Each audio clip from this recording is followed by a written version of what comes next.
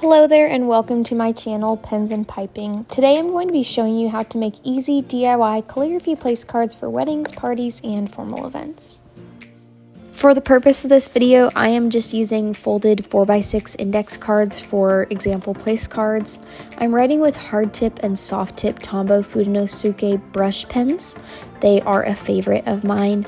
The names featured in this video are all recent subscribers and name requests from my comment sections on previous videos. If you'd like me to write your name in a future video, feel free to drop your name in the comments. Once I'd folded all of the index cards over and gotten my pens ready, along with my list of names, I was ready to start. Writing names on place cards is one of my very favorite things to do as a calligrapher. I've done place cards for a few formal events, so I'm excited to dive into some tips and tricks of how I like to write my place cards. For the handwriting on these place cards, you could do print, cursive, faux calligraphy, brush lettering. Honestly, the options are endless and pretty much anything would look great. But today I'm going to be focusing on brush lettering, utilizing the standard thin upstrokes and thick downstroke techniques created by pressure placed on your pen tip. First thing you'll probably notice is that I don't pencil out the name before I write it. Many people like to pencil out the name they're writing before going over it in marker or pen. I've actually found that I don't like using this hack. Pencil never erases perfectly, it usually smudges, and oftentimes it'll leave visible indentations or lines on the place card, even when you use an unsharpened pencil and write lightly. Instead, I just recommend writing slowly and steadily.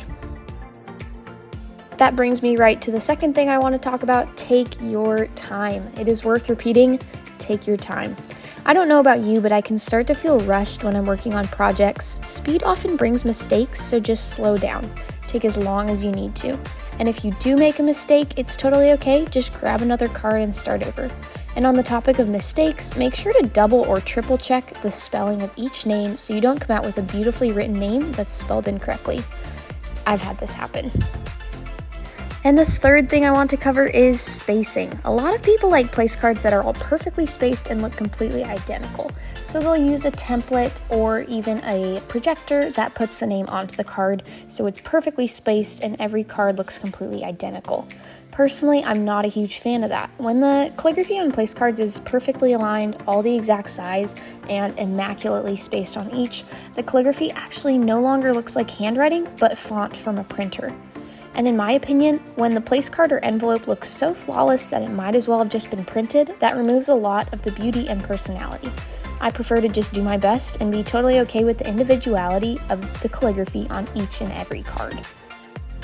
Imperfections and minor differences on your place cards will happen, and that's totally okay. It makes it even more special when someone can tell that you made the place card for them, versus it looking like it just came out of a printer.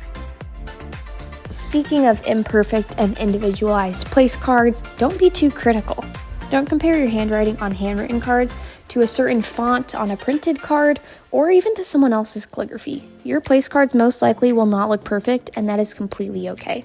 I personally think it adds even more to the beauty of the handwriting.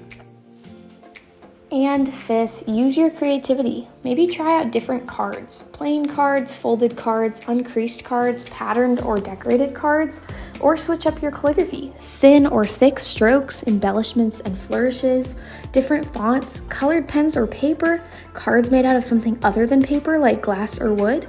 The options and opportunities here are so endless. Lastly, I just want to walk you through a few different card designs that I did in this video. On this card, I've got the first name in all lowercase calligraphy with the last name spaced out in capital letters. On this card, I have the first letter of the name capitalized and then written out in thin calligraphy with the last name spaced out in all uppercase.